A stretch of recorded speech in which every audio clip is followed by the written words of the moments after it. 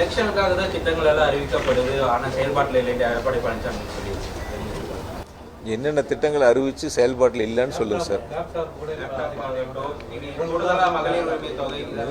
Laptop 3 நாளைக்கு முன்னாடியே நீங்கள் தான் பார்த்தீங்களா, எத்தனாம் தேதி முதலமைச்சர் தொடங்கி வைக்கிறாங்கன்னு சொல்லி பார்த்தீங்கல்ல சார்.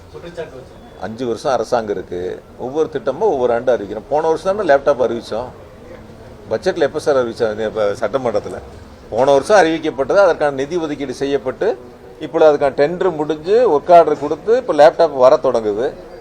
வந்த பிறகு கொடுப்போம். இல்லைன்னா நீங்களே என்ன சொல்லுங்க, அவசர கதியில் லேப்டாப் டெண்டர் முடித்தாங்க, அவசர கதியில் அதுக்கான ஆர்டர் கொடுத்தாங்க, அவசர கதியில் வாங்கி கொடுத்தாங்க, இதெல்லாம் வரும்ல. எல்லாம் ஒரு அறிவிப்பு என்பது சட்டமன்றத்தில் அறிவிக்கப்பட்ட பிறகு அதற்கான நிதி ஒதுக்கீடு செய்யப்பட்டு டெண்டர் முடிஞ்சு அவங்களுக்கு ஒர்க் ஆர்டர் கொடுத்து அவங்க அதுக்கப்புறம் ப்ரொடக்ஷன் பண்ணணும். ஒரே நேரத்தில் 20 லட்சம் லேப்டாப் ப்ரொடக்ஷன் பண்ண முடியுமா? முடியாது. அப்போ ப்ரொடக்ஷன் எவ்வளோ ஆகுதோ தயாரிக்கிறாங்க, எவ்வளோ தயாரிக்கிறாங்களோ வர மாணவ செல்வங்களுக்கு கொடுக்கறது தான் அரசனுடைய நோக்கம்.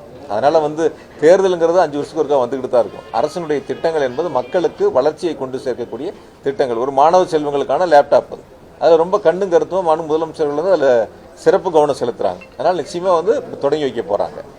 விடுபட்ட மகளிர் உரிமை தொகையும் மாநில முதலமைச்சர்கள் இப்போ தொடங்கி வைக்க போகிறாங்க. யார்கிட்டலாம் மனு வாங்கினாங்களோ அதில் தகுதியுள்ள எல்லாத்துக்கும் கொடுக்க போகிறாங்க. அதனால் அரசை பொறுத்தவரை எந்த திட்டங்களும் உரிய காலத்தில் கொண்டு சேர்க்க வேண்டும் என்பது முதலமைச்சருடைய கட்டளை. அது பிரகாரம் தான் எல்லா துறைகளும் செயல்பட்டு கொண்டிருக்கின்றன. கோவையும் அப்படி தான் வளர்ச்சி அடைஞ்சிருக்கு. நன்றி.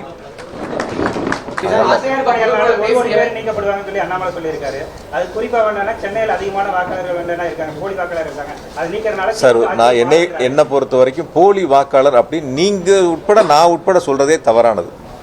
போலி வாக்காளர்னா எப்படி எடுத்துக்கிறீங்க? அது எந்த வகையில போலி வாக்காளர்னு ஒரு கேட்டகரி பிரிக்கிறீங்க சொல்லுங்க பார்க்கலாம். யோகண்ணா சொல்லுங்க, போலி வாக்காளர்னா என்ன மாதிரி எடுத்துக்கிறீங்க நீங்க சொல்லுங்க. அது போலி வாக்காளர்ங்கிறதுக்கு அடையாளத்தை சொல்லுங்க. அதாவது ஒருவர் ஒரு முகவரியில் குடியிருந்திருப்பார், அவர் வாடகை வீட்டில் கூட இருந்திருக்கலாம், ஒரு 5-6 ஆண்டுகள் குடியிருந்திருக்கலாம், அங்கே வாக்குகளை சேர்த்திருப்பார். அதற்கு பிறகு வேறொரு இடத்திற்கு அவர் முகவரி மாறி சென்று இருக்கலாம், அல்லது சொந்த வீடு கட்டி போயிருக்கலாம். இப்போ அந்த வீடுகளில் நீக்காத வாக்காளர்கள் இருப்பாங்க, இறந்த வாக்காளர்கள் இருப்பாங்க. இவங்களை போய் போலி வாக்காளர் நம்ம எப்படி எடுத்துக்க முடியும்? அது தேர்தல் ஆணையம் தான் முறையாக செஞ்சுருக்கணும். நீக்க வேண்டிய வாக்காளரை நீக்கியிருக்கணும், இறந்த வாக்காளரை நீக்கியிருக்கணும். அதெல்லாம் உரிய காலத்தில் நடக்காதனால அதையெல்லாம் நீங்கள் போலி வாக்காளர். இப்போ பத்திரிகையில் பொறுத்த வரைக்கும் ஒருத்தர் ஒரு பேட்டியை கொடுத்தா கூட மாற்றுக் கட்சியில் யாராவது சொன்னால் கூட போலி வாக்காளர்னா எப்படி எடுக்கிறீங்க? அது அவங்ககிட்டே கேட்கணும். எந்த வகையில் போலி வாக்காளர், ஏதோ போலி ஆவணங்களை கொடுத்து வாக்காளர் பட்டியலில் சேர்ந்தாங்களா, எப்படி சேர்ந்தாங்க அப்படிங்கிறதான் பார்க்கணும். ஒரு முகவரி இப்போ தெற்கு தொகுதியாக இருக்கட்டும், 2,40,000 ஓட்டு 2 லட்சம் ஓட்டு இருக்குன்னா எவ்வளோ பதிவாகுது? ஒரு 1,60,000 ஒரு 1,70,000 தான் பதிவாகுது. இந்த பூத்தில் ஒரு 1,300 ஓட்டு இருக்குன்னா இப்போ ஒரு 800 ஓட்டு வரைக்கும் தான் SIRல வந்திருக்கு. மீதம் இருக்கக்கூடிய வாக்காளர்கள் வரல. அப்போ ஒரு முகவரியில் குடியிருந்தவங்க முகவரி மாறி போயிருக்காங்க, அந்த இடங்களில் அவங்க ஓட்டு அவங்களுக்கு வந்துடும்.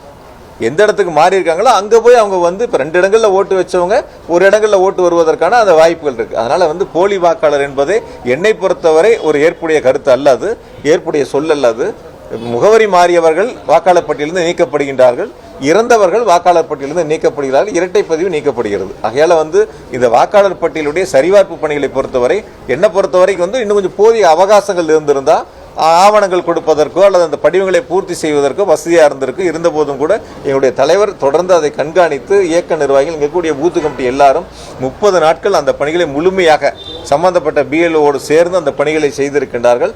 எனவே எந்த வாக்காளரும் விடுபடக்கூடாது, தகுதியுள்ள எந்த வாக்காளரும் வாக்காளர் பட்டியலில் விடுபட்டு விடக்கூடாது, தகுதியற்றவர் யாரும் வாக்காளர் பட்டியலில் இடம்பெற்று விடக்கூடாது. இதுதான் எங்கள் தலைவரிட்ட கட்டளை. அதான் செஞ்சிருக்காங்க. செய்திகளை உடனுக்குடனும் துல்லியமாகவும் தெரிந்து கொள்ள சப்ஸ்கிரைப் பண்ணுங்க.